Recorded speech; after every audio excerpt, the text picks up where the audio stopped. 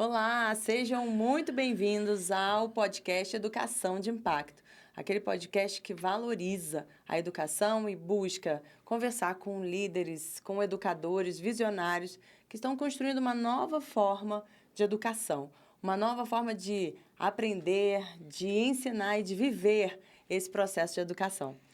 Eu sou a Bárbara Romero, educadora emocional na Grow, a escola de desenvolvimento humano. Eu sou a Mariana Pinto, psicóloga. Estou junto com a Bárbara na Grow e acreditamos que, através desse podcast, iremos compartilhar com vocês estratégias, conhecimento, informação, através dos nossos convidados, trazer um pouquinho desse tema que é tão importante, tão fundamental, para que a gente possa deixar um mundo melhor para os nossos filhos e também deixar filhos melhores para o nosso mundo. E hoje estamos aqui com uma presença muito ilustre. Estamos muito felizes por conversar com Patrícia Ramiro. Patrícia, bem-vinda. Muito obrigada por aceitar o convite. Obrigada por poder contribuir com a gente nesse nosso projeto de levar a educação. E hoje você vem trazendo um outro lado, né? Um outro olhar sobre a educação no âmbito da educação pública. E queria ouvir de você a sua história, como é que você foi parar na educação, primeiramente, como que esse bichinho te picou, como foi a sua história, e aí depois a gente entra no projeto em si. Meninas, para mim é um prazer enorme estar aqui com vocês. Muito obrigada, primeiro, pelo convite.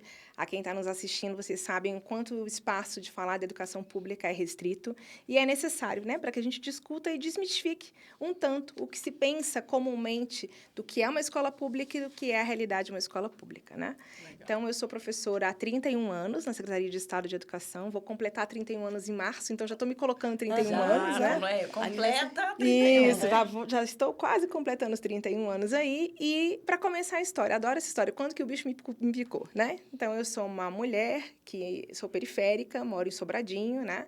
Nasci e cresci lá. Então, como filha de muitas mães aí, trabalhadoras, desde muito cedo foi pensado, né, num curso técnico profissionalizante, o que era na nossa época. Então, eu fui colocada para fazer o magistério, que era naquela época muito comum, o curso pensado para meninas, né, para as mulheres. A minha mãe do Gama, e aí, ao final do colégio, ela já emendou no magistério. Curso Exatamente, normal, o famoso curso normal. E fazer o curso normal era o quê? Era uma janela aberta já, né? Uma porta de uma oportunidade para um emprego. Assim que a gente terminasse ali o magistério. Eu tenho uma história assim, eu entrei muito cedo na escola, né? Então, assim, eu fiz a primeira série com 5 anos de idade. Então, com 15 anos, eu terminei o magistério. Nossa, e aí, eu tinha inúmeras amigas que já estavam ali fazendo concurso para a escola pública, né? Para a rede pública, que naquela época a gente chamava de Fundação Educacional. Quem lembra? Eu sou da Fundação. Então, da Fundação Educacional, eu entrei ainda nessa época também. E eu não tinha como, porque, né, o concurso público, desde 88, é previsto apenas para pessoas a partir de 18 anos. E aí, eu galguei ali esse caminho, já entrei na universidade e fui fazer artes cênicas, bacharelado na UNB. Porque eu queria ser atriz. Porque eu queria estar na Globo, né? Olha aqui, estou no podcast, eu queria estar na Globo, já tá quase, né? Hein? Alô, Globo.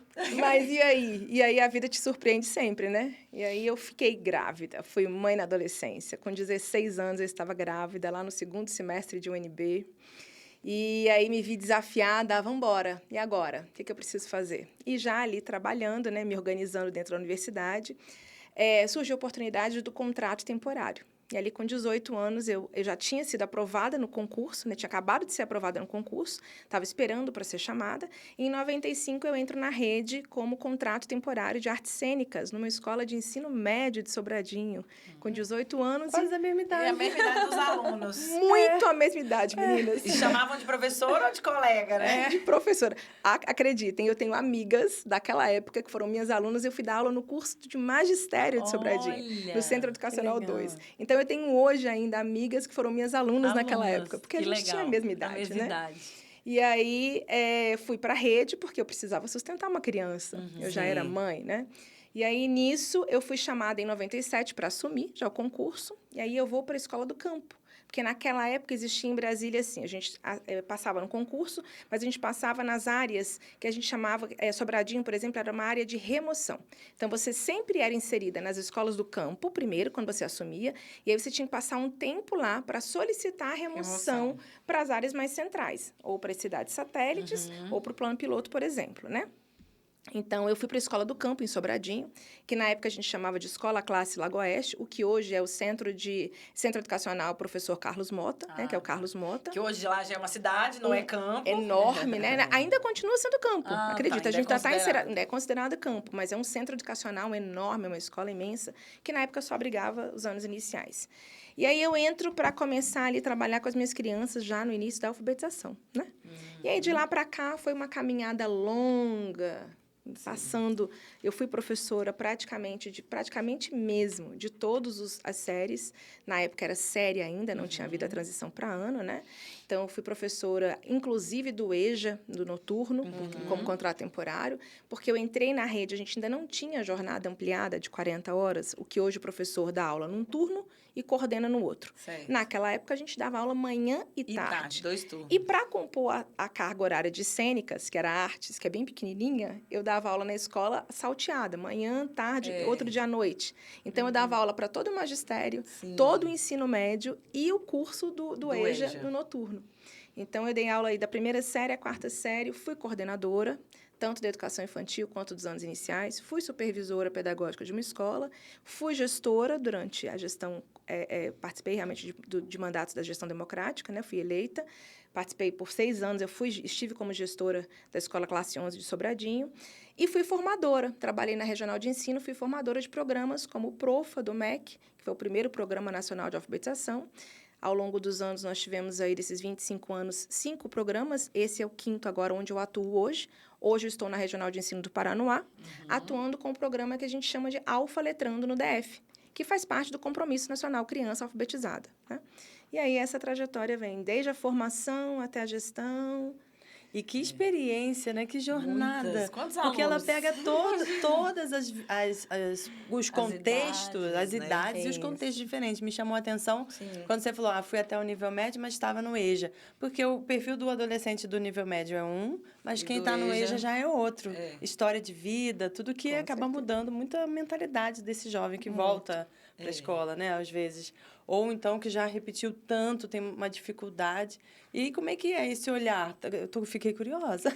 Olha, foi extremamente desafiador, porque eu estava muito no início da carreira, né? Então, mais desafiador ainda. E quando você fala, naquela época não eram jovens, Bárbara. EJA? No EJA, a maioria eram pessoas adultas, principalmente, o maior grupo de alunos eram de mulheres que, né, tiveram filhos, e aí eram ali avós que estavam agora retornando para os estudos, uma vez que, entre aspas, estão livres, né? Os filhos já tinham crescido, estavam todos educados, e aí elas estavam retornando naquele momento para concluir os estudos. Às vezes realizar sonho, né? Realizar sonhos, muito disso se falava. E até o compromisso como aluno, talvez, do EJA era muito mais compromissado, porque a galera do ensino médio estava ali batendo tabela. E a galera do EJA, não, estava ali empenhado, né? O compromisso do EJA sempre é muito... e é muito doído, né, também. É uma galera que, assim, vem do trabalho, né? A maioria vem do trabalho, cansada. Então, exausta. É o terceiro turno. Então, assim, era desafiador pensar em estratégias possíveis para animar esse pessoal, para garantir que eles ficassem atentos. Imagina, aprender... né? Nesse contexto. E falando assim, agora eu lembro que tem uma série ou um filme que retrata isso. É até aquela atriz que estava na Globo agora fazendo Odete Roitman. A Débora Bloch. Débora Bloch, ela é uma das professoras, depois eu vou buscar. E aí retrata muito isso. São histórias de pessoas, assim, completamente, né, desviadas ali do caminho da educação, mas que por escolha voltaram. Eu imagino que para muitos deles deve ser essa coisa do... Meu filho estudou, meu neto está na escola e eu não consigo ler, eu não consigo escrever. O que eu precisava, né, cumprir, agora é minha vez. Mas sempre fiquei com aquela vontade, com aquele desejo. Talvez profissionalmente nem tenha precisado. Era mais uma realização de desejo, de sonho Muitos mesmo. relatavam isso, assim. Eu estou aqui porque os meus filhos me incentivaram a vir concluir. Né? Como eu peguei nessa fase o EJA de ensino médio, que a gente chama EJA hoje, terceiro segmento, Então, já era um EJA das pessoas já concluindo o ensino médio, né? Eu não tive oportunidade na carreira de dar aula para o EJA, alfabetização. Tenho colegas, já participei de aulas de colegas, porque eu sou apaixonada por essa parte da alfabetização, mas eu não fui professora regente dessa turma. Mas eles ali concluindo o ensino médio, muitos tinham aquele sonho assim. Eu sempre acreditei que era impossível ir para uma universidade, fazer uma faculdade. Então, concluir o ensino médio para mim é me dar a oportunidade de pelo menos começar a pensar sobre isso. Sim. Então, assim, você ouvia histórias de pessoas que falavam assim, nossa, ter um diploma superior, eu queria muito realizar isso. Meus filhos têm. Eu fiz isso pelos meus filhos. E porque então, não fizeram por mim e eu tenho que fazer por mim. Exatamente. Muito. Então, assim, os meus filhos, né, estiveram ali. E dar aula para o magistério, né? Que foi um retorno, assim. Eu tinha acabado de sair do magistério, estava ali na universidade e estava trabalhando com meninas, né, com mulheres, que naquela época ainda tínhamos muitas mulheres também mais velhas no magistério, que eram mulheres que depois do casamento foram concluir o ensino médio, mas com o apoio da família estavam procurando um ensino médio profissionalizante, justamente para sair dali com algo, já, né? Com um trabalho. Com um trabalho. Então, também foi muito desafiador e foi incrível, porque a gente tinha uma idade muito próxima, né? E daí eu vou para a alfabetização, e na escola do campo. E eu queria saber como é que... Primeiro, assim, queria ouvir sua opinião. O que mudou da geração, nas gerações, né? Porque 30 anos você pega 31 anos de escola, tem muita coisa. Então, assim, desde quando você começou com seus 18 anos, também tem uma mudança de olhar. Sim, a sua própria perspectiva como professora. Claro. Exato. E tem uma análise de mudança de hábitos, mudança de comportamento da sociedade. O que está diferente? As crianças curtiam mais a escola antigamente, hoje curtem menos? É verdade isso? Assim, o que está... Traz a sua visão sobre isso. Bem importante você falar isso. Traga a sua visão, porque a minha visão ela é muito contraditória em relação a muitas pessoas. Eu sou o que a gente chama de, como Ariano Suassuna falava, né? Uma realista esperançosa. Ótimo. Porque eu sou muito esperançosa. Então, assim, eu vejo que a gente tem uma mudança de sociedade muito discrepante. E aí a gente tem uma mudança de comportamento de famílias, né, dos pais.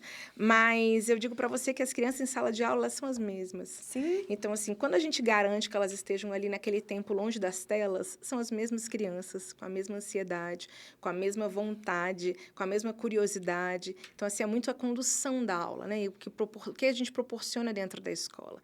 Então, eu sou muito desse lugar da escola. Eu sou muito fã de carteirinha dessa lei que realmente proíbe o celular na escola. Eu também. Acho que é um tempo muito necessário, até porque a gente nem tem capacidade de entender os estudos do que vai ser daqui a uns anos. Os danos, né? Neurais, os danos neurológicos mesmo, os sociais. Gente, me tira o sono. Da exposição de tela. Porque uma coisa é a nossa geração, quer dizer, eu fui ter o primeiro celular, eu estava no UNB. E era liga e desliga, né? E era liga e desliga. A gente daí para o smartphone, isso demorou uma data. E mesmo assim, quando a gente teve acesso, isso já gerou na gente uma série de comportamentos discrepantes, né? Como, por exemplo, a ansiedade, né? Essa coisa essa galera que já nasceu, a gente fala, né? As crianças, elas já nascem mexendo, você não precisa ensinar.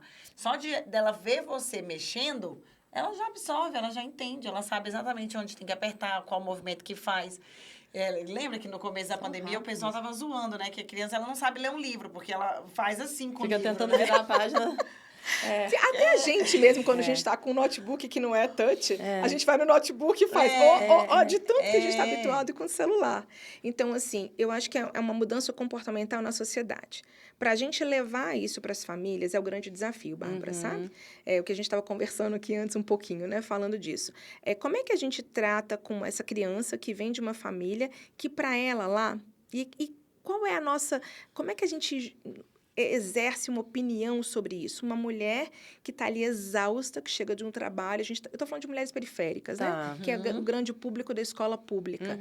Então, assim, uma mãe que saiu de casa às 6h, que pegou 2 ônibus para chegar no trabalho, que trabalhou o dia inteiro, que se desgastou, e às vezes que volta para um trabalho físico, um trabalho braço, ainda que não seja, mas o trabalho que for só esse tempo, trânsito, né? Tempo fora, que volta para casa exausta. E aí o que ela quer é tomar um banho e falar assim: pega esse telefone, querido, vai brincar.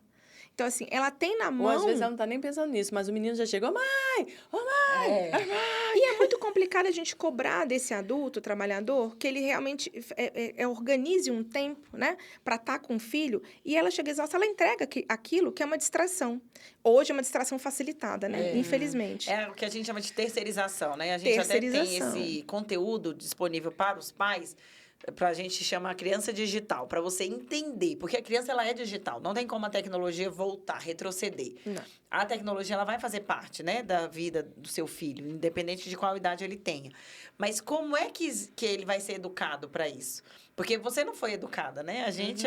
Eu brinco, né? Minha mãe me ensinou a pegar ônibus, mas não me ensinou a usar o WhatsApp. Minha mãe não me ensinou a usar o Instagram.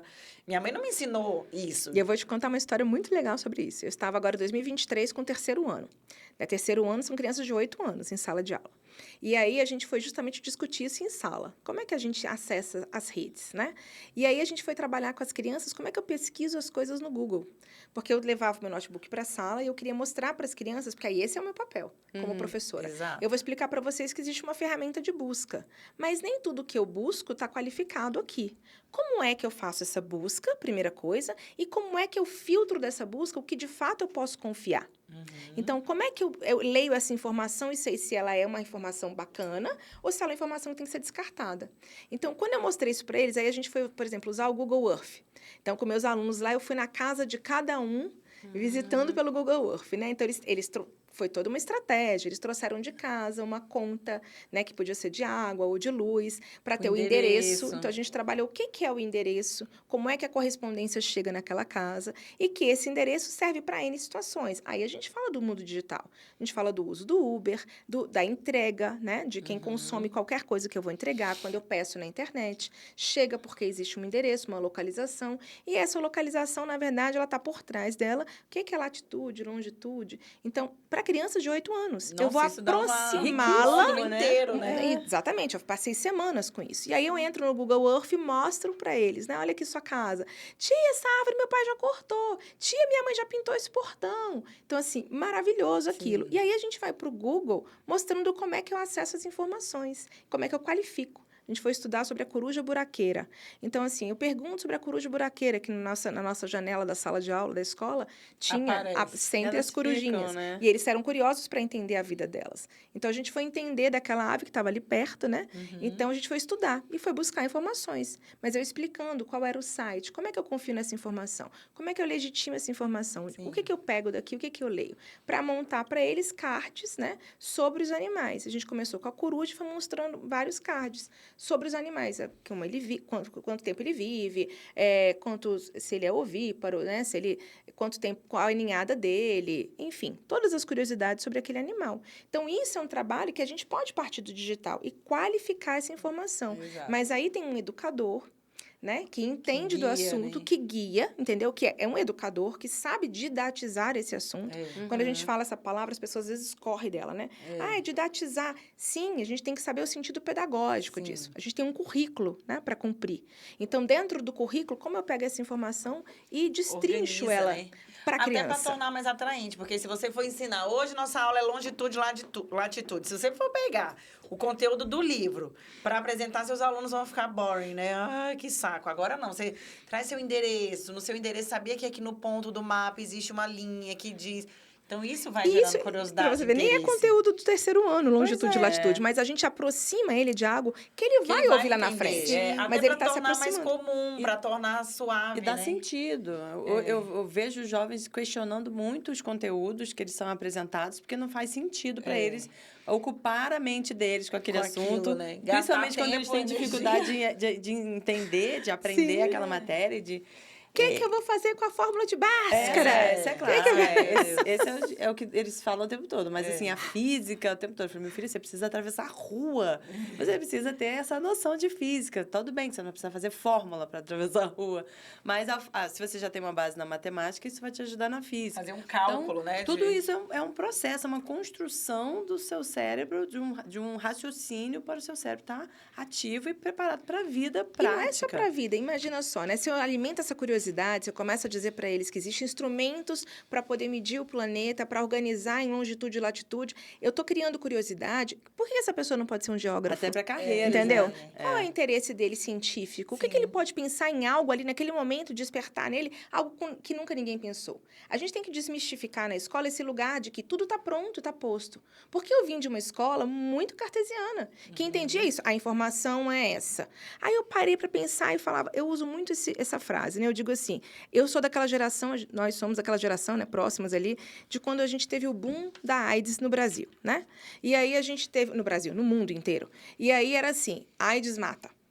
Como? Câncer mata. Uma crença, né? Uma crença. Aí eu te pergunto assim, imagina se todos os médicos e cientistas do planeta tivessem validado isso como verdade absoluta. Tivessem aceitado. Quem é que foi falar assim, peraí, será que mata mesmo? Deixa eu procurar ver se há algo que a gente pode mudar nessa realidade.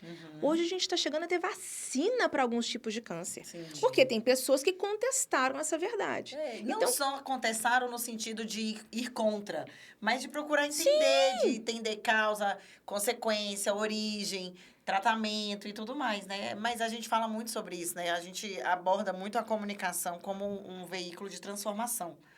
E muitas vezes a nossa comunicação ela é violenta, a nossa comunicação ela é impositiva.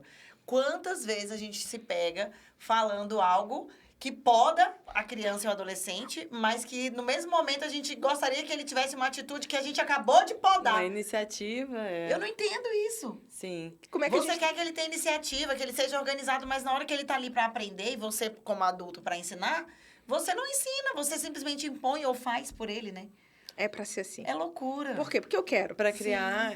e essa relação... tem que ser do meu jeito. No mercado de trabalho não tem mais espaço para esse profissional que está esperando comando e controle. Alguém comandando o que eu vou fazer e me controlando se eu fiz direito. Não tem mais espaço para isso. Robô. A gente trabalha muito no CoGrow falando sobre autogestão, responsabilidade. E quando a gente vai para dentro das escolas conversar com os professores e dar os treinamentos, principalmente destacando a importância do papel dele com esses jovens, com essas crianças. Sim. Porque ali a gente tem que... Eu imagino entrar numa sala de aula com 30 crianças, aquelas atentadas, outras mais quietinhas e tal.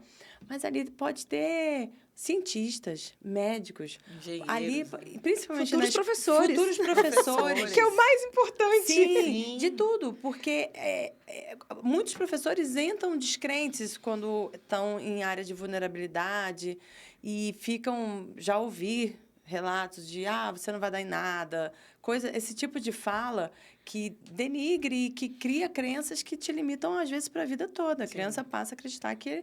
E aí vira aquela criança a mais turbulenta da sala. Normalmente são as que mais dão trabalho, são aquelas que precisam de amor e o professor não conseguiu se abrir para perceber e trazer para perto, entender melhor qual é o contexto, entender o que ele está precisando. A gente está falando de formação de cidadão crítico, né? Aí, de novo, eu vou contar a historinha. Lá da gestão de escola. Gestão da escola Classe 11 de Sobradinho. A gente recebeu uma escola recém-reformada, novinha. Porque ela tinha para a sociedade. A escola ela tinha sido destruída, porque ela ficou muito tempo para ser reformada. E aí... Virou ruína. E ela foi reconstruída de fato. E aí a gente recebe aquela escola. Claro que tinha muita coisa para ser feita ali. Então, começam as aulas, a gente tem uma escola que tem um corredor de salas assim. Ela é uma escola daquele... que a gente fala arquitetura mexicana, né? Ela tem um pátio no meio. E aí, ao redor, as salas, né? E aí tá a parte administrativa, a parte de alimentação e as salas de aula. Então, eu chegava na ponta da minha sala, eu via todas as salas, né? Eu falava com todos os alunos. E é uma escola de 10 salas de aula. Então, são 20 turmas, né? 10 de manhã, 10 à tarde. E aí, o janelão das salas de lá era exatamente para o Morro de Sobradinho. E aí, com muita claridade. E as crianças, à tarde, pegavam um sol realmente forte. Então, uma era a janela, né, aberta para claridade intensa, ou era a janela fechada para o calor intenso. Imagina agosto, né? E aí, a gente está falando de uma escola ainda lá, de 2008 a 2013, eu fui gestora dessa escola, até janeiro de 2014. Então, assim, a gente está falando de uma época que a gente ainda não tinha as verbas para chegar para colocar ar-condicionado em todas as salas. Então, a gente não tinha ar-condicionado. E aí, o que aconteceu? As professoras levaram para a sala e falaram, gente, está muito claro, as crianças estão reclamando muito dessa claridade, né? Chegou agora e essa claridade está atrapalhando, inclusive, a aula e tal. Aí, a gente fez a proposta. Então, assim, o currículo da escola pública, ele foi pensado, a gente chama de currículo em movimento.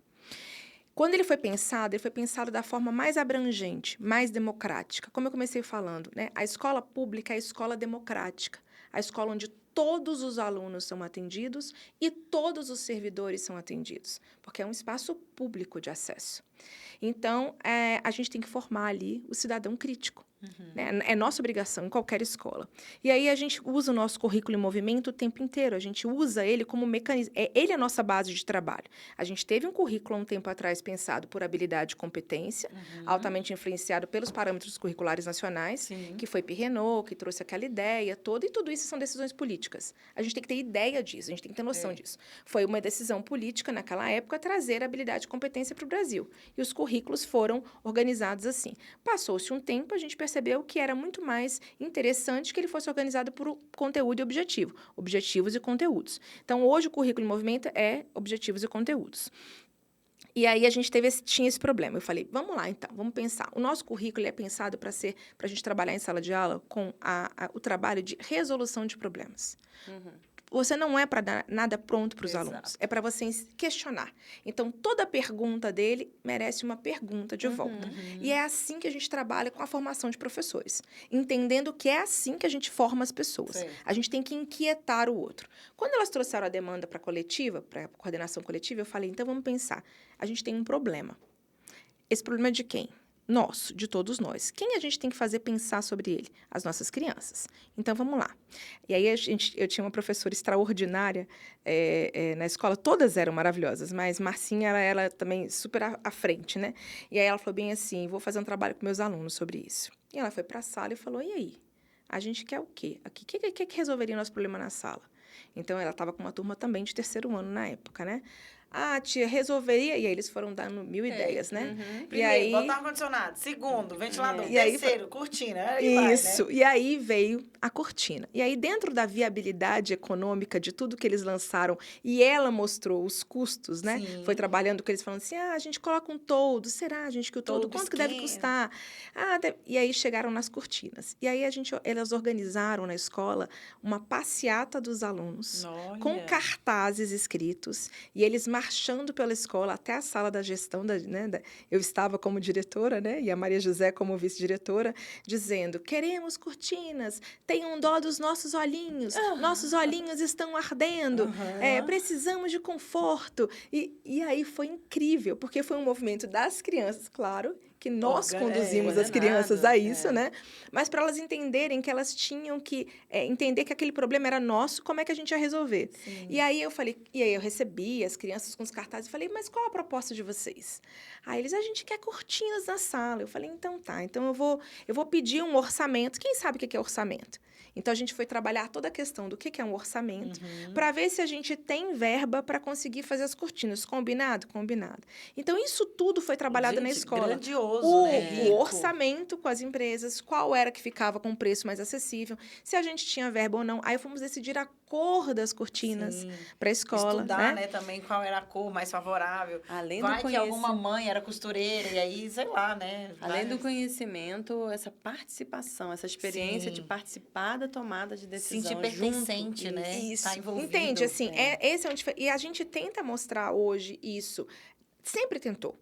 Acontece que a gente tem, assim, professores formados em vários lugares, tanto em faculdades públicas, particulares. A gente teve um momento muito extenso do Brasil, onde foi permitido que a pedagogia fosse feita à distância. O que a gente entende hoje que deixou um vácuo muito grande na qualificação, porque é fato. O estágio, de fato, acontecer no magistério, né, no curso normal, a gente fazia no primeiro ano só observação. A gente ia para as salas de aula, ficava no fundo, caladinhas, observando e anotando a conduta da professora. No segundo ano, a gente fazia participação. A professora convidava e a gente atuava quando era para falar algo. Explica isso daqui agora você. Vem aqui, me ajuda a distribuir essa atividade. Fica com esse grupinho aqui. E no terceiro ano, a gente ia para a regência. Então, era uma caminhada dentro da escola, né? E era escola pública, para entender como tudo funcionava. Uma vivência. E tudo era corrigido. Desde a postura, a roupa que a gente usava, tinha que estar impecável, a fala, a nossa letra no quadro, a nossa letra no cartaz. E aí, a gente vem para uma fase em que parece que a gente entendeu um pouco no Brasil, assim, qualquer pessoa pode dar aula. Tapar aqui um buraco. Por falta de profissional, vamos só tapar um buraco. Vamos... Garantir quem puder chegar. E isso trouxe para a gente inúmeros problemas, que é lógico. E não é a culpa do trabalhador. Não. É uma questão que vai além da formação. Quem é que não quer um emprego? Né? E eu vejo a educação como uma vocação. Então, eu não sei se todo mundo pode ser professor. Por conta de ter esse olhar muito empático, você tem que ter esse olhar empático com seus estudantes. E você tem que estar, principalmente hoje em dia, ser muito criativo, estar muito aberto ao novo. Essa ideia. Gente, estamos com um problema, como é que a gente torna isso um conteúdo? Eu ia comentar isso. Imagina essa criança chegando em casa e comentando com a família. Mãe, lá na escola, a janela tá com muita claridade. Aí a professora trouxe pra gente que a gente poderia pensar em algumas soluções. E dessas soluções a gente pensou nisso e organizando. Imagina essa criança quando estiver vivendo uma situação de dificuldade em casa. Essa criança vai ser o agente de mudança. Ela já criou uma memória de trabalho. Exato, que ela sabe resolver. Tem recurso para resolver. Ai, meu filho, esse mês não vai dar para comprar, sei lá, seu tênis. Peraí, mãe. Deixa eu ver o que eu tenho aqui para fazer. Né? Deixa eu ver os tênis que eu tenho, que eu posso vender. Coisa quebrada. Deixa eu ver o que eu posso resolver, o que eu posso servir. Posso lavar carro, posso lavar, sei lá, né? Então, esse é o tipo de ser humano que o mercado hoje exige, que o mundo hoje exige. Só que as famílias perderam isso, né? A educação em casa, ela está terceirizada para fora. E até essa visão do que é uma educação que é o exercício da democracia, o exercício da cidadania. Por que a gente fala muito disso? A escola pública, tudo tem que ser resolvido entre todos que fazem parte. Então, existe o caixa escolar. Hoje, a gente chama de caixa escolar, né? Antigamente, falava de APM, Associação de Pais e Mestres, né? A gente ainda tem algumas escolas a APM, mas é o caixa escolar. E a gente tem o conselho escolar, que foi instituído no nosso país há muito tempo. Dentro do conselho escolar, é uma instância deliberativa dentro da escola. Ela é para deliberar todos os assuntos, mas dentro dele tem que ter professores, servidores da escola, pais, nas escolas com os alunos mais velhos, maiores, alunos, né? E ali a gente discute e delibera as ações. Claro que é tudo, a gente fala assim, algumas coisas são muito utópicas, porque é muito complicado. Eu vivi isso na gestão, nós vivemos isso, eu e Maria José na gestão. Tudo a gente chamava todos os pais para reunião para deliberar sobre os projetos, a gente votava, passava no data show. Tinha um alcance sobre o que estava sendo tratado ali? Assim, conseguia entender? A gente organizou a escola Classe 11, da forma mais como a gente achava que deveria ser. Então, a gente tinha todos os projetos pedagógicos, a gente tinha os momentos de avaliação institucional. Então, a gente teve uma época que no nosso próprio calendário da Secretaria de Educação tinha as datas de avaliação institucional. Era uma por bimestre. Parava-se a escola inteira, chamava-se os pais, a gente botava lá no data show, cada escola criava uma estratégia e a gente falava de tudo que acontecia, item por item, era votado. Então, eu apresentava o projeto. Projeto Livros Caindo na Alma. O projeto funciona assim, assim, assim, assim. Quem quer dar alguma sugestão? Quem tem alguma crítica? Vamos votar se ele continua ou não. Então, era votado. Toda verba que chega na escola, a escola pública recebe uma pequena verba, uma verba muito pequena mesmo, do governo federal, que chama PDDE, Programa de Dinheiro Direto na Escola, que a gente garantiu junto ao Fundeb, né? Então, toda escola recebe um valor. E a gente recebe a verba do PEDAF, que é o Programa de Descentralização Financeira do DF, né, que é o programa de dinheiro realmente e a descentralização administrativa e financeira. Então, nesse valor do PEDAF, é um valor um pouco maior, mais encorpado. Eu ainda peguei o início dele, onde a gente pagava tudo. Água, luz, internet, telefone, gás, tudo era a gente que pagava com um cheque. Vamos falar que era com cheque. Está começando a denunciar a sua idade, hein? A minha idade, ainda era com cheque que a gente pagava tudo. E aí, a gente chamava os pais para votar. Então, por exemplo, a gente recebia uma verba, a gente chamava os pais. A gente teve um pai, foi uma situação cômica. O pai entra na minha sala e, muito bravo, e a gente estava sentado, eu e Maria José, e ele fala bem assim, olha aqui, você é diretora, você é paga porque eu sei que você recebe uma gratificação para ser diretora. Para de ficar chamando a gente aqui todo dia. Trabalho é Para seu. tudo você chama a gente para votar. A gente tem que escolher que projeto vai funcionar na escola, a gente tem que escolher para onde que vai a verba. Esse é o seu trabalho. Você tem que trabalhar para fazer isso. Nossa. E aí a gente riu, né? E acolheu o pai. É. E a gente foi falar bem assim, então, pai, a escola pública é um lugar onde toda a comunidade participa. Sim. É justamente o lugar onde a gente vai deliberar a vida dessa comunidade. Sim. A escola classe 11 em Sobradinho, por acaso, é a única que é concentrada exatamente na quadra 11 de Sobradinho. Então, a gente tem ali a quadra 11, quadra 13, quadra 12, que são os arredores da escola, os nossos alunos vêm desses lugares, né? Então, assim, impacta em tudo. O comércio dali de perto, tudo. A escola impacta em toda a realidade da cidade. Então, a gente tem que decidir o que a gente quer. Então, a nossa escola recebeu um grande número de alunos ENS portadores de deficiência física. Então, a gente tinha cadeirantes, a gente tinha gente no andador, né? A gente tinha problemas de mobilidade. Até comprar os recursos, né? Então, a gente, por exemplo, eu queria arrumar o banheiro de acessibilidade, para o banheiro onde os monitores usavam para fazer trocas de fralda, né? Atender esses alunos. E a gente tinha uma verba. E a gente foi votar e os pais falaram, não, a gente quer, com esse dinheiro, fazer as rampas. Porque para chegar no pátio, a gente só tinha um caminho, sem pegar chuva. Então, ele falou, a gente precisa de rampa para acessar de todos os lugares. Os meninos falam do cansaço que é dar a volta enorme para entrar no pátio. Uma situação que nós nunca não tínhamos pensado. As crianças pensaram e falaram. E os pais trouxeram. E elas também tinham espaço de fala na escola, nesse momento. E aí, elas também endossaram a fala dos pais. A gente quer rampa. E quando a gente voltou, o dinheiro não foi porque a gente tinha levado como proposta. A gente falou, então, ok. O dinheiro vai ser para a rampa e a gente fez as rampas. Sim. Então, assim, isso era uma demonstração do que é o espaço democrático decisório da escola. E da importância disso, né? Porque às vezes é isso, gente. A comunicação, ela nunca vai ser igual aos dois olhos, né? Cada um vai ter o seu ponto de vista. Então, naturalmente, para vocês, talvez o banheiro fosse uma prioridade. Mas é porque vocês talvez não sabiam que existia toda essa dificuldade. Mesmo sabendo que só existia um caminho, não tinha essa lógica, Às né? vezes quer atender uma necessidade assim, mais emergente, que seria de receber novos alunos com condições especiais. Então, vamos favorecer também um conforto aqui para eles, a acessibilidade e tudo mais. Só que tinha uma comunidade de alunos que já estavam ali passando uma dificuldade, um desafio, com outro recurso. Então, assim, isso é muito interessante, saber que isso acontece para ampliar a nossa visão do que é o universo. Porque quem está do lado de fora ouve muitas críticas. E aí eu queria ouvir de você também se hoje permanece assim. As escolas permanecem sendo democráticas, permanecem chamando os pais para dentro, permanecem... Escutando os alunos, né? Os professores, se eles também estão... a gente escuta muito falar em doutrinação nas escolas públicas, tem que correr da escola pública. Então, assim, o que a gente tem de fato nas escolas públicas hoje? O que um aluno encontra lá?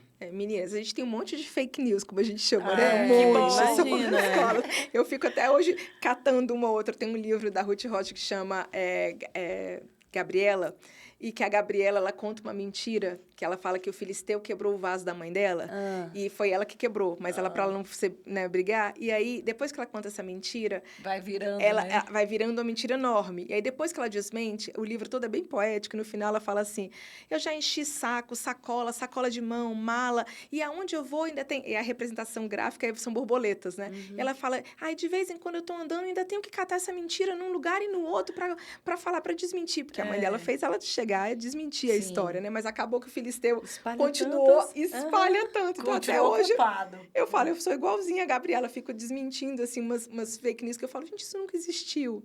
Então, assim, de fato, existe todo um movimento contra a escola pública. E será por quê? Pensa comigo, a gente tem hoje na rede 42 mil professores. A gente tem um movimento que é enorme, a maior empresa do DF seria a Secretaria de Educação. Então, são mais de 700 escolas, né? Então, você imagina o quanto custa para manter tudo isso. E o quanto precisa de dinheiro circular ali, desde a merenda em tudo. Então, a quem interessa dizer que essa organização ela é uma organização ruim para a sociedade? A quem interessa dizer que realmente esses alunos que estão sendo formados estão sendo doutrinados? Quando eu falo de uma escola particular que faz esse trabalho, crítico, que mostra para que dá a oportunidade da criança pensar em ser astronauta, que tem aula de robótica, que é o que a gente quer que tenha em toda escola, que tem aula de dança, de música, que é algo extraordinário para a mente humana. Quem tem hábito com música, quem trabalha com música, pensa de uma outra forma, né? A gente quer isso. E aí a gente pensa assim, como assim? Porque eu vou ter um trabalhador, eu vou ter uma vendedora de uma loja crítica. Eu vou ter um motorista de ônibus crítico. Eu vou ter realmente cidadãos que estão circulando o tempo inteiro em lugares onde eu quero que eles apenas façam aquele trabalho.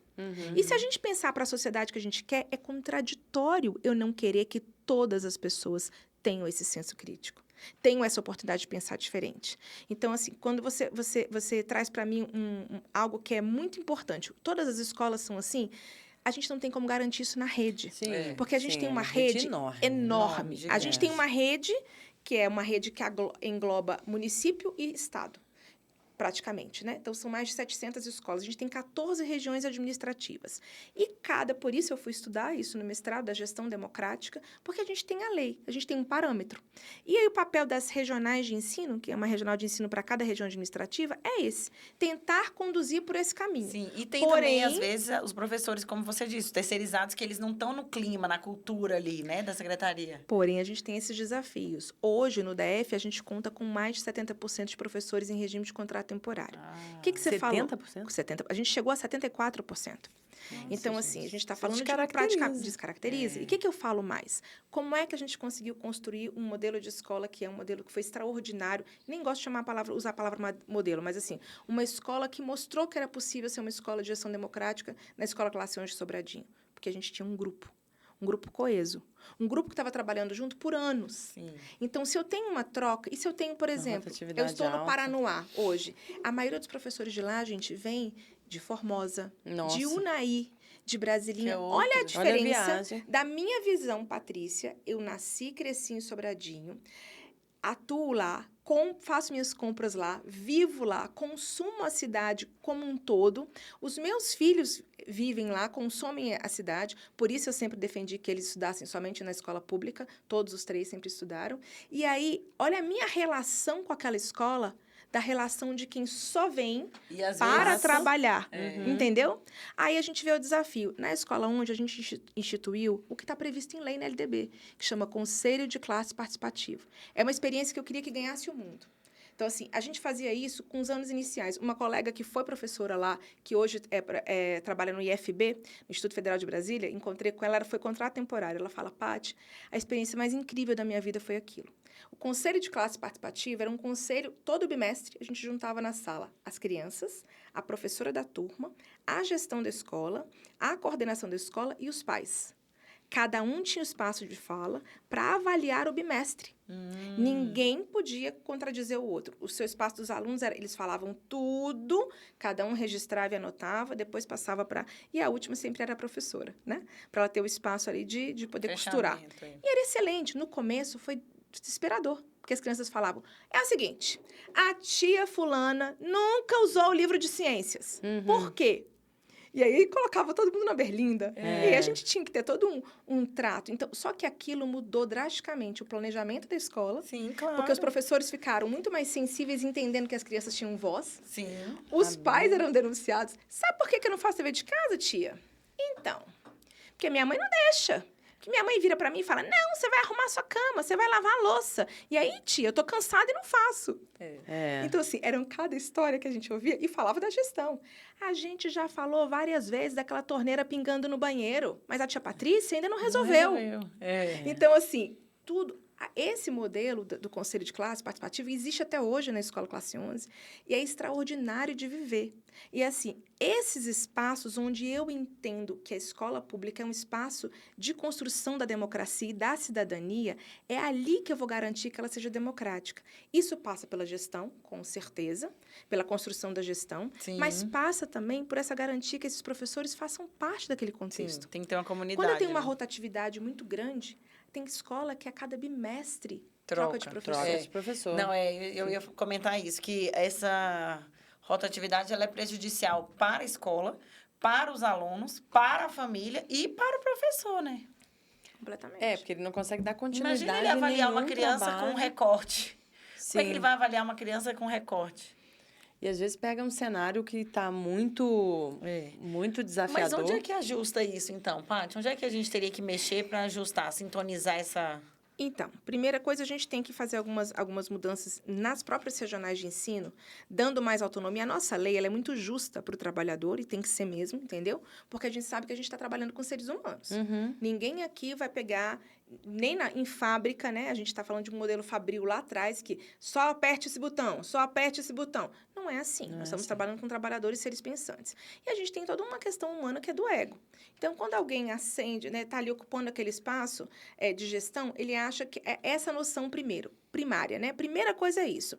Eu estou gestora, eu sou professora.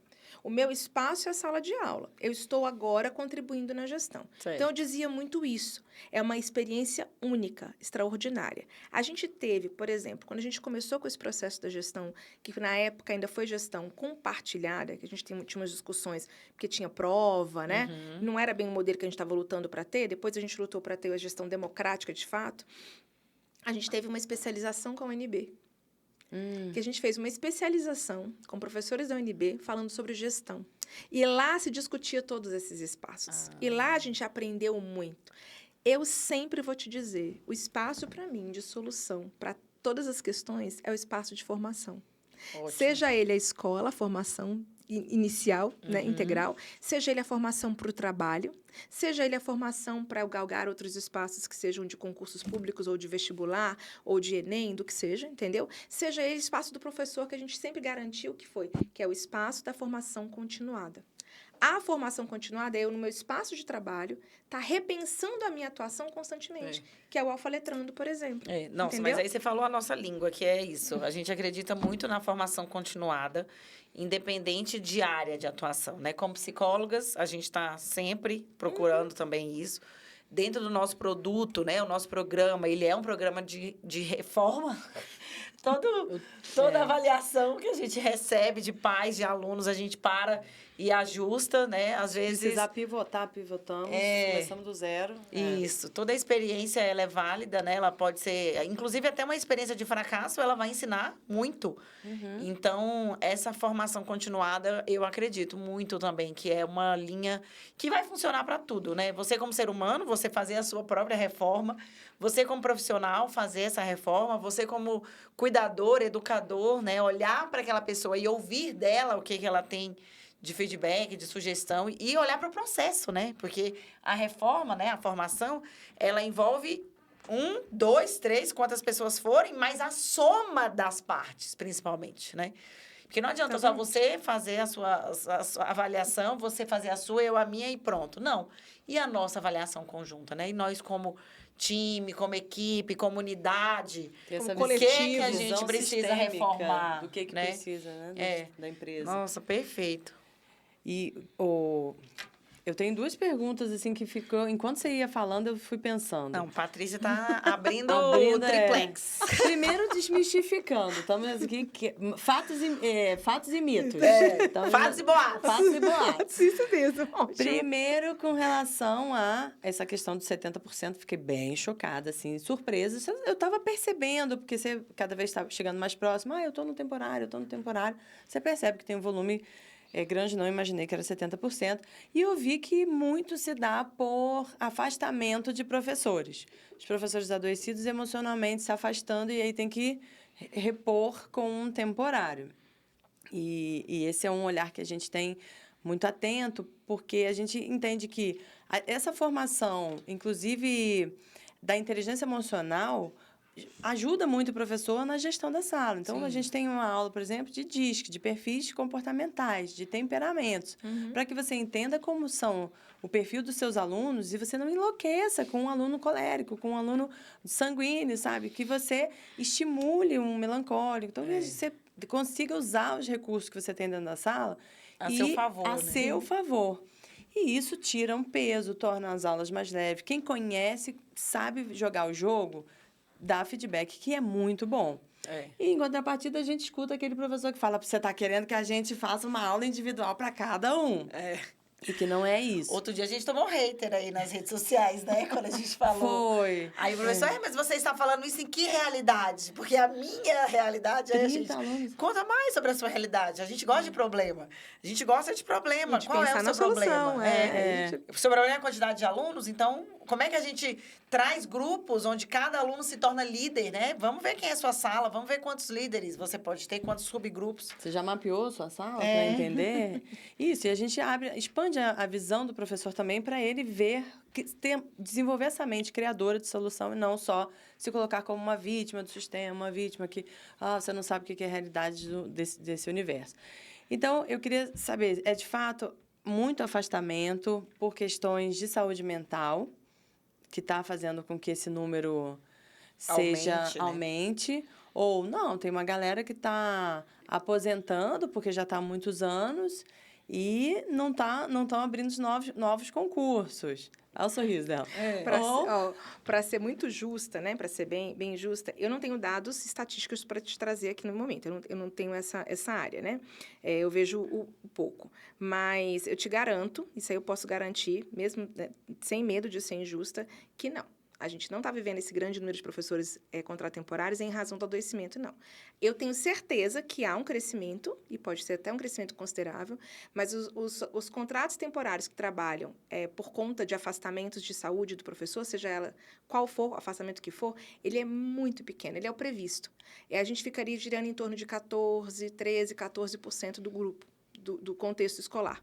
Isso é uma faixa que é realmente de afastamento dentro da normalidade de qualquer rede. Uhum. Essa rede chegou nesse ponto, primeiro, porque houve uma falta de planejamento, realmente, entendeu? De governo, de gestão. De falta de planejamento, porque a gente teve uma grande entrada de professores, um grande número, por exemplo, na minha geração, né? Eu sou ainda das mais novinhas, que estou ainda nessa geração que entrou, que aí estou perto de fazer os 50 anos, né? Hoje eu estou com 49 anos, ano que vem eu faço 50. Então, estou esperando mais a idade, porque eu já tenho tempo de trabalho para aposentar.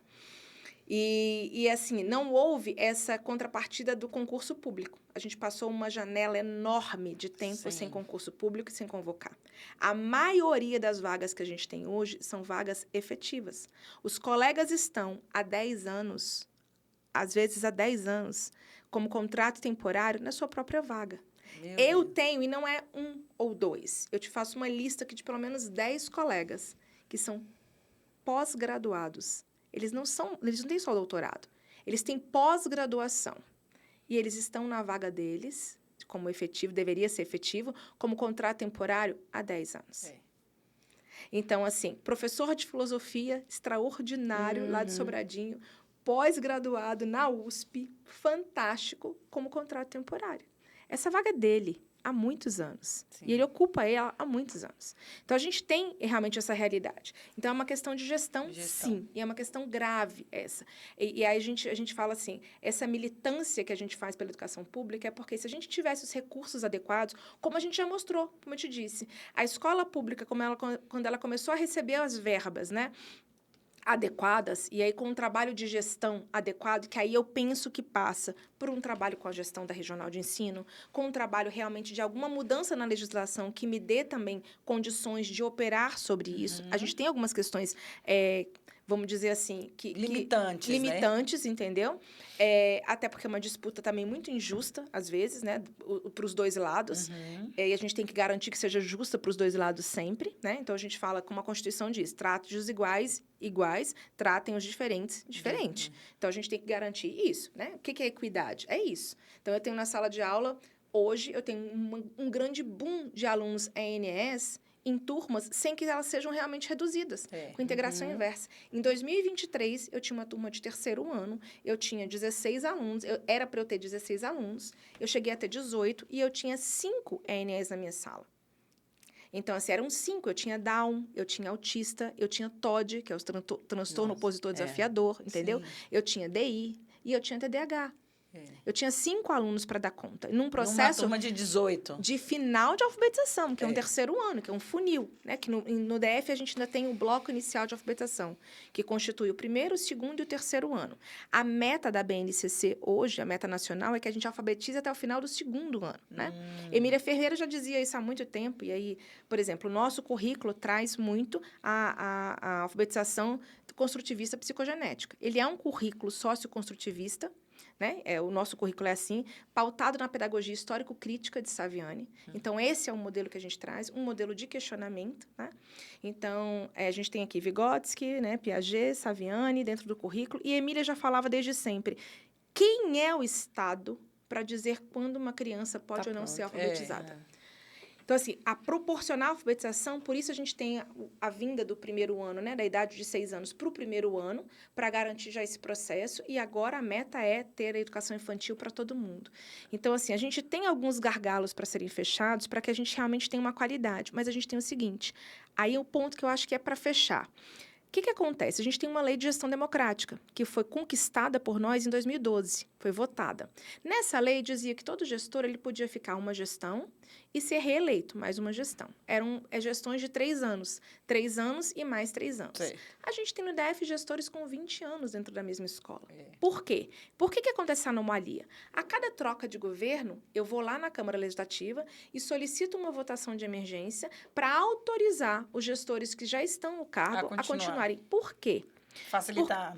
Aí eu digo assim, eles falam assim, porque não tem gente interessada em ser gestor. Eu falei, não é isso. Hoje, um diretor de escola, de centro de educação infantil e de escola classe, a gratificação dele, pasmem, é R$ 1.639. Eu, professora alfabetizadora, estando numa escola do campo, a partir de janeiro agora, com mais a entrada da última parcela da nossa GAPED, a minha gratificação de alfabetização é R$ 1.100. A minha gratificação de zona rural, R$ 1.100. R$ 2.200. Eu ganho como alfabetizadora em sala mais do que o gestor da escola ganha. Então, assim... Quem quer ser gestor, né? Entende isso? Que a falta de interesse também passa por uma falta de valorização. De valorização. Eu vou financeiro. assumir toda a escola, eu vou assumir o financeiro, o pedagógico, os pais, o emocional, a comunidade, o emocional da galera toda, porque não é fácil.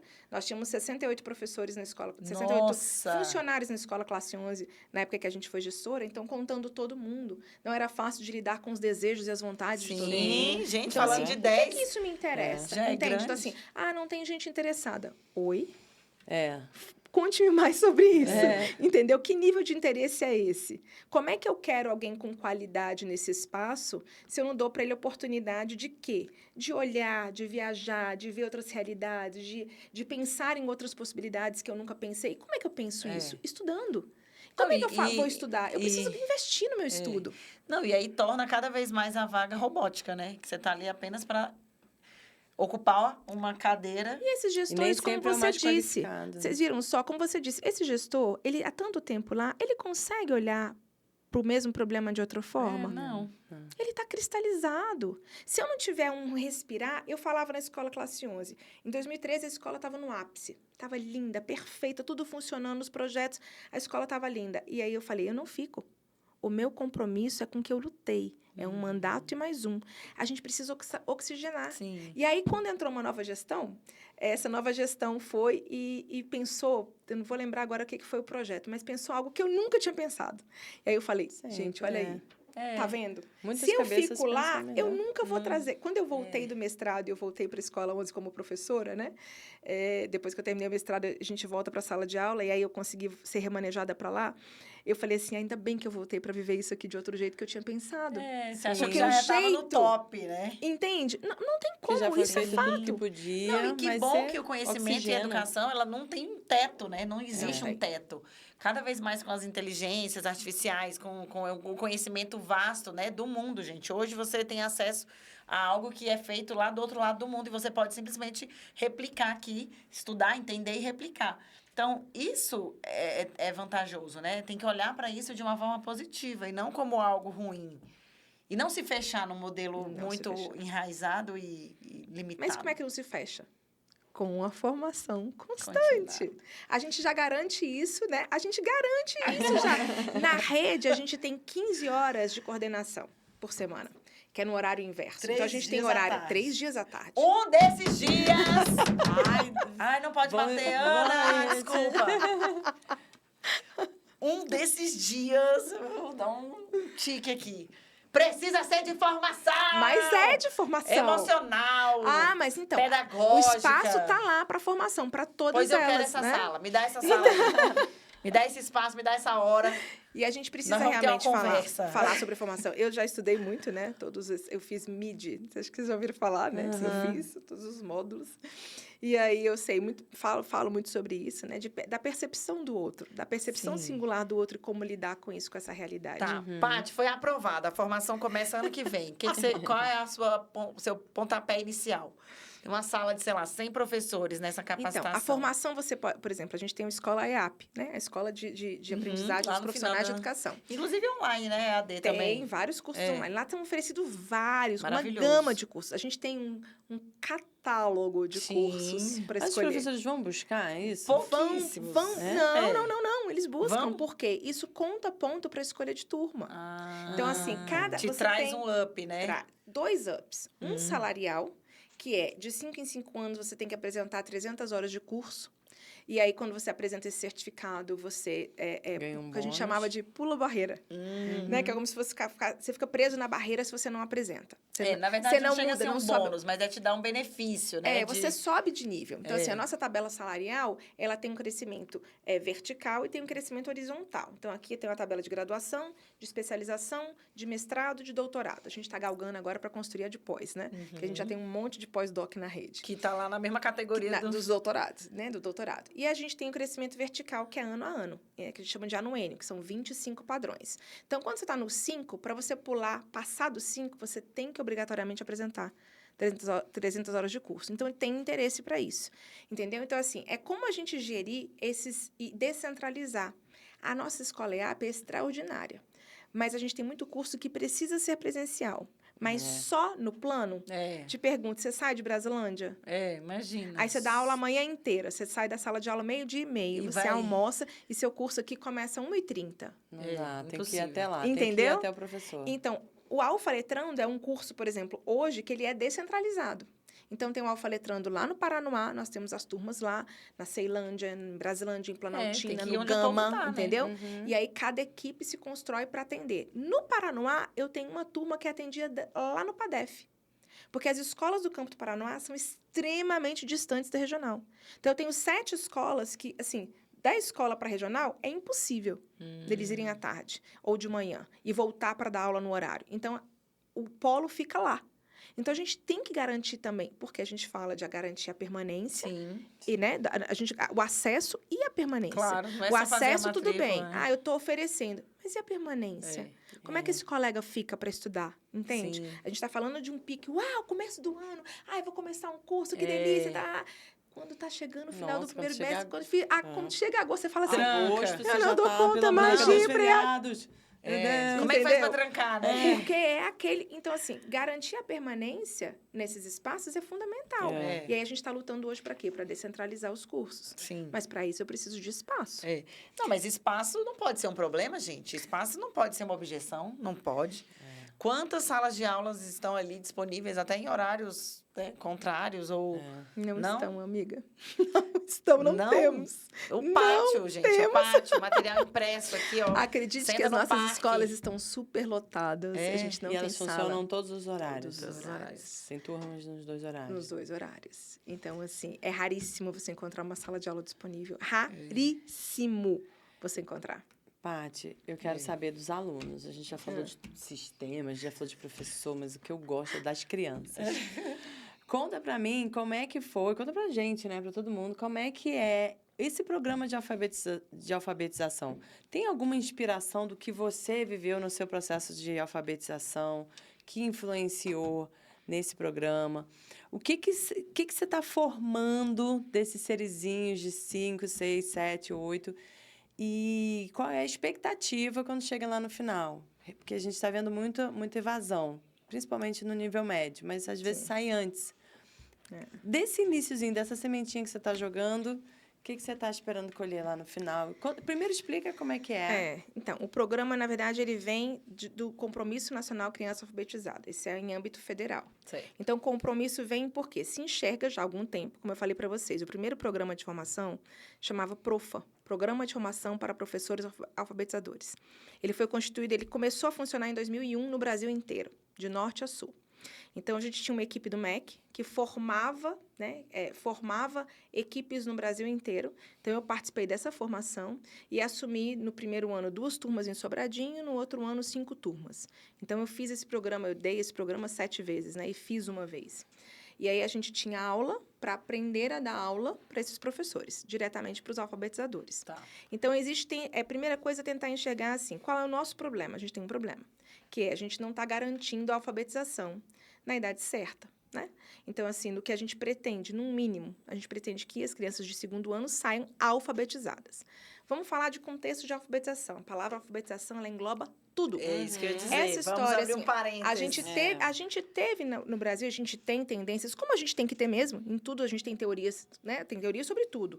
E a gente tem uma teoria que diz muito assim, o letramento. A gente tem a questão do letramento. A alfabetização, ela já tem o letramento. Por quê? Quando eu falo alfabetizada, é dizer que uma pessoa sabe ler, escrever e fazer uso dessa leitura, dessa escrita.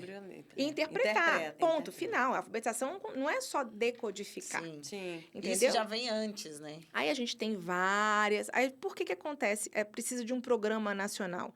Porque a gente tem várias teorias sobre alfabetização no mundo. A gente tem uma que foi validada na América Latina inteira, ou seja, países que falam, né, línguas latinas, como a nossa, no sistema alfabético, que a gente tem outros sistemas pelo mundo, né? Então, como o ideográfico, no Japão e tal. Então, no sistema alfabético, nas línguas latinas, a gente tem uma metodologia... Não é uma metodologia. Na verdade, foi estudado, né, um estudo feito, que é o construtivismo psicogenético que a Emília Ferreira traz. Então, que entende que a alfabetização é isso, é o uso da prática na sociedade. As crianças estavam sendo expostas muito a atividades didatizadas, como a gente fala assim, práticas exclusivas de dentro da sala de aula. Onde que eu faço essa atividade? Só na escola. Mas como é que eu faço isso no mundo, na minha vida, no meu cotidiano?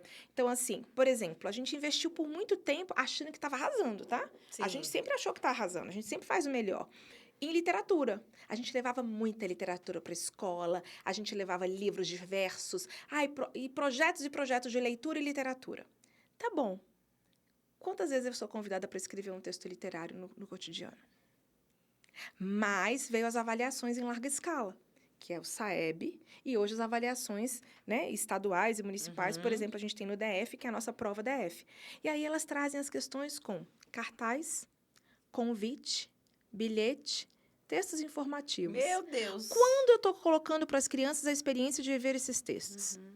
E de conviver? E de entender que gênero é esse? Como é que eu lido com esse gênero? Como é que eu produzo esse gênero? Esse gênero, sim, eu produzo no cotidiano. O tempo inteiro eu sou convidada a... Você deixa anotado para mim isso? Sim, Eu fui agora, a gente foi... Faz uma lista. Fui fazer uma encomenda para a festinha do meu filho no final de semana, na padaria. E aí eu fui falando, ela falou assim, você escreve tudo isso para mim, para a gente anexar na notinha aqui, como é que você quer? Isso é um bilhete. Eu vou deixar um bilhete para a padaria dizendo como eu quero. Como é que eu lido com essa informação desse bilhete? Para quem é? Quem é o remetente? Sim. Como eu escrevo? Que linguagem eu vou usar para que ela compreenda o que eu quero, o meu desejo? Como é que eu coloco no papel o que está na minha cabeça? Como é que eu me despeço? Como é que eu identifico quem é esse cliente? Então, tudo isso são práticas que a gente tem que trazer para a alfabetização. Então, pensando no problema que se tinha, se criou desde, como eu te falei, há 25 anos, o programa de formação. Naquela época, a gente só tinha um eixo, que era a formação continuada do professor. De lá para cá, a gente teve o PROFA, a gente teve a alfabetização e linguagem, a gente teve o proletramento, a gente teve o PENAIC, e agora a gente tem o Compromisso Nacional, que é o CNCA, no DF, chamando Alfaletrando. São 5 eixos. A gente teve uma grande evolução. Dentro do Alfaletrando, a gente lida com o eixo formação continuada, que aí a gente tem um curso de formação toda quinta-feira, 3 horas, por turno. Quem professor que está coordenando de manhã faz o curso de manhã, quem coordena à tarde faz o curso à tarde. Toda quinta no DF inteiro funciona as turmas do Alfaletrando. A gente tem a formação, a gente tem aqui a gestão e governança, onde eu lido com todas as questões operacionais do programa e com os gestores das escolas. Eu tenho o eixo avaliação, que é como eu vou operar com as avaliações em larga escala. A gente tem uma avaliação que a gente chama de CAED, que na verdade é ACA, Avaliação Contínua da Aprendizagem. Essa a gente tem uma plataforma nacional e a gente tem a produção da avaliação nacional. Ela é aplicada dentro da própria escola, a escola que define, tem uma janela de datas, ela define a data para aplicar, mas aí a gente sugere a troca de professor. Você fica na minha turma e eu fico na sua, para o aluno não ter aquele hábito, né? aquele negócio de... Como né? acontece isso na prática, Paty? As crianças, como é que é a experiência das crianças nesse processo, com essas mudanças? Então, eles vêm reagindo muito bem, entendeu? Eles estão sendo inseridos nesse ambiente real, da vida real. Então, assim, a gente está avaliando hoje a quantidade, por exemplo, de avaliações, que é esse terceiro eixo. Por quê? Você está falando de uma criança de 6 anos. Você está colocando ela para fazer uma avaliação, que é essa que a gente fala da ACA. A gente tem o ciclo 1, primeiro bimestre, ciclo 2, segundo bimestre, ciclo 3, terceiro bimestre. Ela faz 3 avaliações do ano. Então, é a primeira vez que ela está passando por essa experiência. É como se fosse um início, uma aproximação.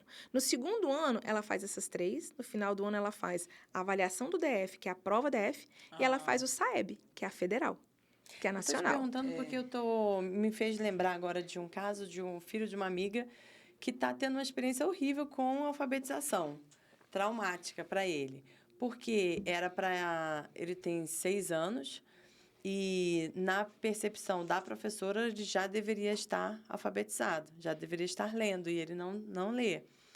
E ainda não reconhece as letrinhas e tal, e aí a professora indica que vá procurar algum recurso, né, para avaliação, se tem alguma questão de algum diagnóstico. Identificar. Não exatamente, algum déficit de aprendizado mesmo. E ele não tem. Só que a percepção dele em casa, em off, a tia é muito rude e tem outros fatores que dentro da sala estão criando uma barreira para esse aprendizado e a professora não percebe. E aí eu queria conhecer como é que é esse processo, essa experiência da alfabetização, até para... Calma, porque o que eu ouvi falar do lado de cá, né, é que são 3 anos para construir um processo de alfabetização completo. Pô, será que realmente precisa disso tudo? Será que não estão tentando antecipar? Eu pensando junto com a mãe, será que estão tentando antecipar? Mas 5, 6 anos é muito novo. Não precisa estar preocupado com isso. Né? Com 7, ok, você vai e alfabetiza. Então, o que está acontecendo na prática? Do que você me disse aí agora, eu falo 2 coisas que a gente diz sempre na nossa formação. Educação é afeto. Isso aí a gente não é, como uma amiga minha, do Alfa Letrando, sempre diz, pode me chamar de jovem mística. Mas, assim, não é uma questão de mística, gente, é realidade. Eu estou há 31 anos na educação. Se você não afeta o outro, afeta no sentido de acolher o outro, dele se sentir confiante com você, dele sentir que pode confiar em você, acabou. A primeira questão é a relação. A relação interpessoal ela é base para qualquer aprendizado. Nós, adultos, sabemos disso. Sim. Você entra numa sala de faculdade, você entra num mestrado, você tem aulas que você fala assim... Eu quero... Você assiste aula no YouTube e você fala assim... Cara, eu quero entender tudo que ele está falando. Do tanto que a pessoa te afeta até no virtual. Imagina no presencial. Então, a primeira coisa, se eu tenho uma queixa dessa, né? Então, o primeiro caminho é entender, assim, essa relação. Quando essa relação... Sabe aquela história assim? Quando a relação não vai, para de dar cabeçada. Sim. Vamos buscar a primeira coisa, né? Trocar. Primeiro, a gente busca pelo profissional, claro. A gente consegue mudar esse contexto? Às vezes, o profissional nem está sabendo que ele está sendo rude, que a criança está se sentindo assim. Que a criança está percebendo ele isso. Rude, né? Então, assim, primeiro tem que haver um diálogo, né? Entre a família e a escola para estar falando. Então, e assim, até como falar, porque é muito tranquilo para mim ouvir assim, olha, você pode não ter percebido, mas o meu filho tem dito assim, assim, assim. E eu tenho que ser profissional o suficiente para falar assim, olha... Realmente, eu sinto muito. Eu não havia percebido isso. No meu trato, eu não entendo dessa forma. Sim. E aí eu tenho um trabalho da coordenação, né? da supervisão, para também atentar, às vezes, o professor para aquilo. Então, a primeira é a relação de afeto. Porque eu não aprendo com quem eu não gosto. E o menino foi chamado de mimado, coisas assim. Entende? Tem um relato também de um outro aluno nosso que já diagnosticado com transtorno de altas habilidades, E ele foi colocado para fazer uma leitura na frente da turma, né? E o fato de fazer a leitura não era limitante para ele, porque ele sabia ler. Mas o que era limitante? A vergonha. Estar na frente da Estar turma. na frente da turma lendo. E aí ele travou, gaguejou. A gente trabalha muito oratória também, comunicação em público. E no que ele gaguejou, a professora abençoada, né, falou assim: não é você que tem altas habilidades? Como assim você não está sabendo ler? O menino não voltou na escola. Ele nem entrou na sala de novo. A mãe virou uma onça querendo que a professora fosse, né, ao fim do mundo, menos continuasse lá. Mas é o ponto do afeto. Como que você, né, sabendo do diagnóstico, vivendo essa exposição, entre aspas, traumática para a criança, e não por ela ter diagnóstico, independente. A exposição de falar, né, o fato de falar em público, ele gera ansiedade, medo em pessoas de seres humanos, em homens, adultos, de em todos todos os jeitos, né? Em todas as idades, em todos os formatos. Tem gente que não fala, tem gente que trava, tem gente que dá dor de barriga, tem gente que vomita. Um dos maiores tem medos, gente que gagueja. Né? Sim. As Lembra pessoas que têm falou, mais medo de falou, morrer, ou tem mais medo de falar em público do que medo de morrer. Há pouco você estava falando assim, sobre o fracasso, né? Então, é a mesma coisa. Piaget fala o quê? O erro é construtivo. Como é que a gente aprendeu a andar? Caindo. 1000 vezes, né? A média não é essa? 1000 tombos. Como é que a gente aprendeu a falar? Balbuciando. Falou errado, muitas vezes. Muito errado. Era lindo. Todo mundo batia palma. Ai, gracinha. Meus filhos eram Mánica. Aí você fala, nem vou corrigir, porque é tão fofinho. Aí, nessa época, o erro é uma gracinha aplaudido. De repente, a gente vive uma Fala direito, inversão. menino. Larga de ser burro. Então, a gente tem, por exemplo, a escola de pais. Dentro da escola pública, as escolas que têm orientador educacional e que organizam esse trabalho, funciona muito bem. A gente teve, por anos, uma orientadora educacional na Escola 11, até ela se aposentar. É outro quadro que está em déficit absurdo na rede. Né? Mas é pedagogia? E a gente tinha... neuro? Não, pedagogia. Pedagogia, e aí ela pode ter outras formações, mas ela tem que ter pedagogia, né? Tá. Então, assim, a gente fazia escola de pais. Por quê? Como é que eu lido com o erro em casa? Como é que eu incentivo esse processo? Quando a gente manda para casa a escrita de crianças no período de alfabetização, onde eles estão escrevendo lá uma hipótese silábica, né? Uma hipótese aí silábica alfabética, faltando um monte de letra que o pessoal falava comendo letra, né? E aí, assim, é um processo de construção. E às vezes até o espelhamento, né? Minha filha está na alfabetização e ela espelha muito. E aí, assim, é natural, o que é completamente normal, porque ali para ela aquilo é um desenho. Até ela passar pelo processo de entender que a representação da fala. E aí tem um símbolo, e um símbolo próprio, que é esse, são essas letras nessa posição, que eu não posso variar a posição. Isso é um processo de construção. Não, e às vezes então, até assim, o formato, por exemplo, ela vai escrever, ela começa de baixo para cima, o que eu sei também que é uma fase. Então, parte do meu conhecimento. Porque poderia ser, eu poderia virar e falar assim, tá errado, apaga, não é assim, começa de cima, tá errado o lado. Mas o fato também de eu ter um conhecimento mínimo, né, sobre esse processo de alfabetização. Eu não sou especialista nessa área, mas eu sou especialista em pessoas, sou especialista em emoções, em correções, em críticas, em reforço. Então, eu sei que tá lindo, parabéns, você conseguiu escrever meu nome, você conseguiu escrever esse número, a data. Ela já chega e fala, mãe, já sei qual é a data de hoje, pode deixar. Aí eu, então escreve e me fala. Aí ela vai lá e faz o 2, o 1 invertido, o 0, né, tudo assim. Mas é o que a Patrícia falou. Quando tá dentro da família, tem o afeto. Dentro da sala, nem sempre o afeto foi construído. Então, cria-se uma barreira. E aí é o que a gente precisa alertar, porque muitas vezes a compreensão, né, o aprendizado, o final, né, o processo final do aprendizado, ele inicia ali na conexão, no vínculo, né? E acaba que a escola fica com esse trabalho. Como a gente estava falando no começo, você falando das famílias. O que acontece? A gente faz um trabalho, por exemplo, os alunos escrevem na agenda. Tem um trabalho de uma professora extraordinária lá no Paranoá, na Escola Classe Natureza também. Ela faz o quê? Desde alunos de 6 anos, primeiro ano. No meio do ano, eu fiz todo um trabalho, porque eu fiz um experimento fantástico sobre a pauta no quadro. Então, eu escrevo a pauta no quadro para as minhas crianças sempre e elas copiam, porque faz sentido copiar a pauta do que eu farei hoje na minha agenda. Isso é um hábito que eu começo a criar. Organização, planejamento. E depois, ao final da aula, a gente faz o tique. fizemos, isso aqui ficou para amanhã, circula para amanhã. Delícia, gente. Então, isso tudo é uma construção de uma prática social. E aí ela falou, Paty, investi no que você falou e comecei assim, achei meus alunos muito... A gente sempre é muito mãezona, né? Professora tem essa questão. Achei eles muito pequenininhos para começar com a pauta, mas eu me desafiei a fazer esse ano. A partir do meio do ano, quem anotava o dever de casa na agenda eram eles. Então, eu copiava no quadro e eles registravam. E ela combinou com os pais, em reunião, de que todos os dias eles iam olhar a agenda e iam deixar um recado para o filho daquele escrito que ele tinha feito. Então, eles estavam fazendo uma cópia. Claro que alguns de primeiro ano começam a fazer a cópia bacana, outros com várias falhas. E os pais registraram, eu tenho fotos que ela me mandou fantásticas, eles escreviam, parabéns, meu filho, tá lindo. Isso mesmo, minha filha, continue assim. Os pais. Então, assim, até esse registro do pai, da letra do pai cursiva, quando a gente começa um processo de alfabetização com a letra de forma, já mostra para eles, a gente já fala. Então, ela falou assim, a primeira coisa que eles chegaram perguntando, tia, por que a letra do meu pai é tão diferente do que a minha? Quando eu vou escrever assim, né? Quando eu vou escrever assim? E aí, foi o momento que eu encontrei de apresentar a letra cursiva e de falar, então, a gente tem uma outra forma de escrever, que a gente já fala de escrita cursiva. Alguns já ficaram com curiosidade. Então, assim, isso já ambienta toda uma prática social, que ela não é um conteúdo só da escola, ela é um conteúdo da vida, né? Do propósito de convivência. Gera sentido, exatamente. Gera processo, né? Porque... E aí, assim... Muito falar disso. O erro, ele é construtivo. Só acerta quem se propõe a errar. Eu costumo dizer que quando eu não acerto, eu aprendo. Então, eu estou nesse processo, ou aprendendo ou acertando. Porque a gente não faz várias tentativas, a gente estava falando aqui da ciência.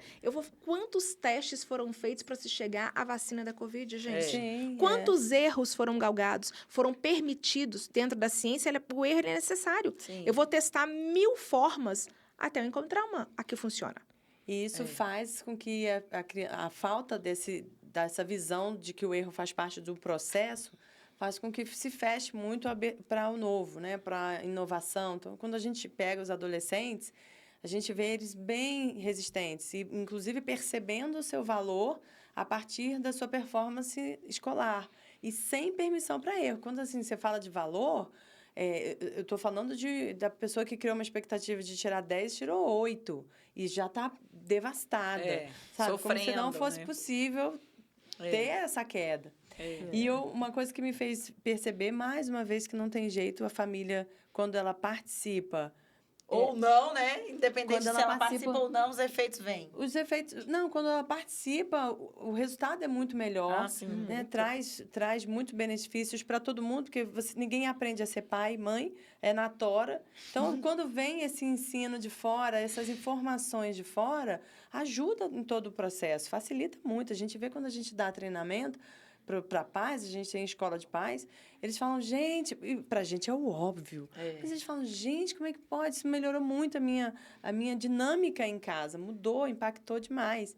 E quando a gente faz o trabalho, a gente tem um trabalho na ONG, e que aí a gente vai até a estrutural e trabalha com as crianças, se faz a escola de pais, enquanto tem uns com as crianças, outros estão com os adultos, dando feedback, ensinando como comunicar, mostrando. Tem uma dinâmica que é muito legal, aquela do botar o pai ajoelhado, né, para ver essa questão do criança e um adulto trazendo a informação de forma impositiva. E com violência. Como que é necessário abaixar na altura dos olhos da criança e falar. E pela primeira vez ele percebe o olhar, ele se coloca no olhar, no tamanho ou na posição daquela criança para entender como que meu filho está me vendo. Nossa, é assustador. E a gente faz uma encenação, né? Não tem toda a violência, tem toda a emoção que às vezes real, né?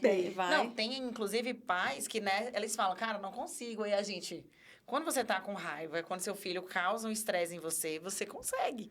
Né? Então, olha só como você não se percebe, porque você acha que você não tem essa capacidade, mas você tem essa capacidade. E às vezes ela aflora sem você ter nem consciência. E entende que quando a gente fala isso no universo da escola pública, a gente não tem como falar dessa questão da sociedade. Como é que eu falo para um pai? Por que a gente defende tanto hoje, por exemplo, a escala 5x2? 5x2 a gente está defendendo. Por quê? Você imagina a grande massa trabalhadora 6x1? Não. Que tempo que eu tenho para estar numa escola de pais? Que horas que eu tenho para ter cabeça para estar pensando sobre essas questões? É curioso, assim, essa experiência que a gente teve lá na estrutural...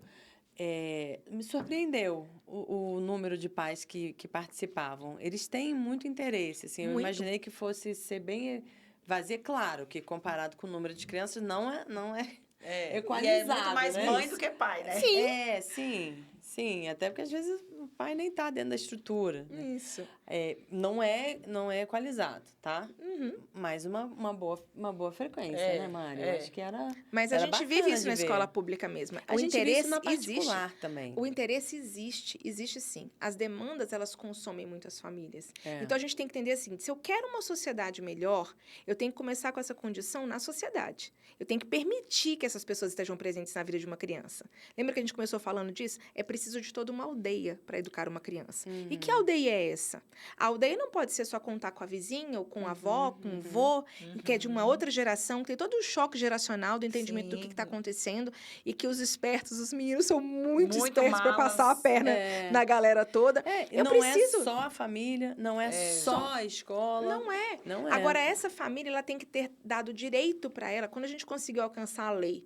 Olha só, é permitido por lei hoje que o trabalhador tenha uma vez por bimestre a falta para ir para a escola do filho. Uma vez por bimestre. É muito Entende? pouco. Isso é muito pouco. Deixar, né? Na legislação, igual na escola a gente usa a lei. Nem a gente põe no bilhete assim. E a gente, segundo a lei. Na escola a gente manda para os pais assim: teremos reunião de pais, lembrando que todo trabalhador, segundo a lei tal, tem o direito de comparecer. Porque a primeira justificativa deles vai ser: eu trabalho nesse horário. Aí a gente coloca assim: faremos a declaração no momento de atestado de comparecimento, no momento da reunião. E a segunda coisa que a gente tem que se atentar muito para as escolas, porque a gente ouve muito assim, em escola, né, pública. A gente já fez isso daqui. A gente já tentou isso daqui. Já tentei de tudo. Isso não funciona. Amor, deixa eu te contar uma coisa. Todo ano sai uma turma de 5º ano e entra uma de 1º. Sua escola nunca é a mesma. Em todo ano. Isso já é um grande diferencial. E assim, a gente pode ter tentado isso há 5 anos atrás. 5 anos atrás mudou muita coisa na sociedade. Vamos tentar de novo, de outra forma? Então, garantir... O que a gente fazia é outra coisa que a gente tem que divulgar muito. O que a gente fazia... Mudamos, volta. O que a gente fazia na Escola 11? Era um acordo nosso. As reuniões de pais, elas eram um bimestre a gente fazia reunião durante a semana, no mesmo turno de aula do aluno, sem aula. O aluno tá lá. Sem a aula, com o pai podendo ir para a escola com os filhos, mas para participar da reunião. No outro bimestre, a gente fazia no sábado de manhã.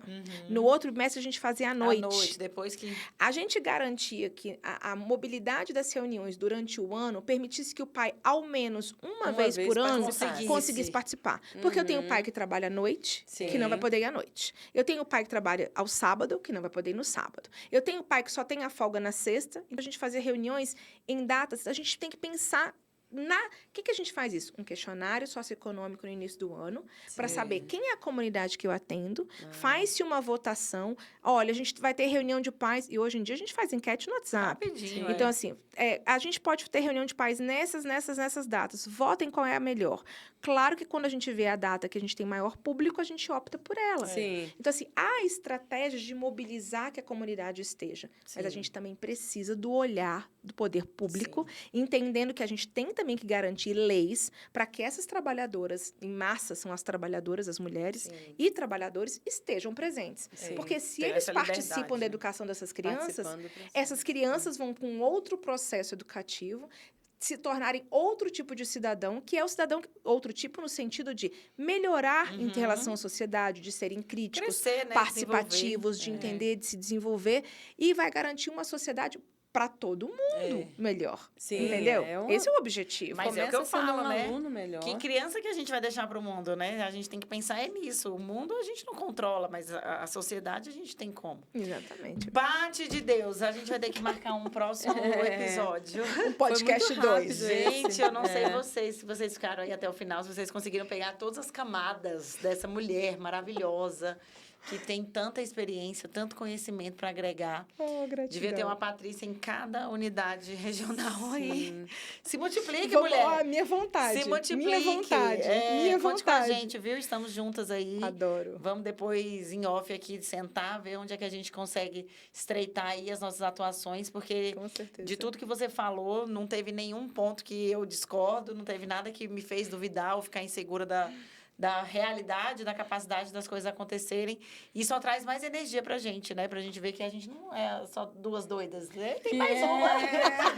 Esse Somos podcast 3 doidas. tem trazido esse refrigério, né? De perceber que tem muita gente boa pensando em educação e trazendo inovação, trazendo esse oxigênio diferente pra gente mudar, de fato, a geração, mudar. Conta pra gente aí onde é que a gente pode te encontrar, onde a gente pode saber mais sobre você. Gente, @Pati Ramiro, com 2 T's e Y no Instagram. Ainda tô só lá, mas logo a gente expande essa rede aí.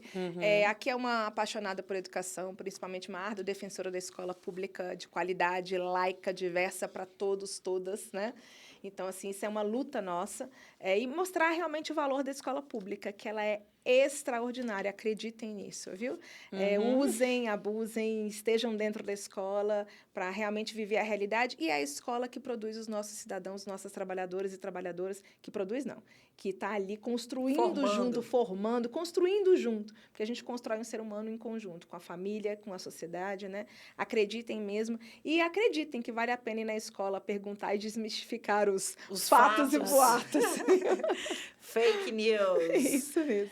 Para mim é um prazer enorme estar aqui com esse espaço que vocês abriram. Acho que é um espaço extraordinário para a gente divulgar e que a gente tem bastante alcance para que as pessoas conheçam de fato, né? Como é que acontece a rotina na escola. Esse projeto maravilhoso onde eu estou atuando hoje no Paranoá, que é o Alfa Letrando. Extraordinário mesmo. O Alfa Letrando é um programa de formação que abarca, né, esses 5 eixos fantásticos. Mais um passo, a gente pensando numa educação pública, né? A gente quer que ele se torne política pública e não seja só um programa. E é isso, meninas. Vamos juntas. Vamos juntas, estamos juntas. Maravilhoso. Obrigada a vocês. Continuem mandando mensagens, perguntas que vocês querem que a gente faça, porque depois a gente faz no privado e vamos gravar um cortezinho, um videozinho para responder as perguntas de vocês. Curtem, compartilhem, se inscrevam no canal e continuem assistindo. Obrigada. Até o próximo episódio. Até, gente.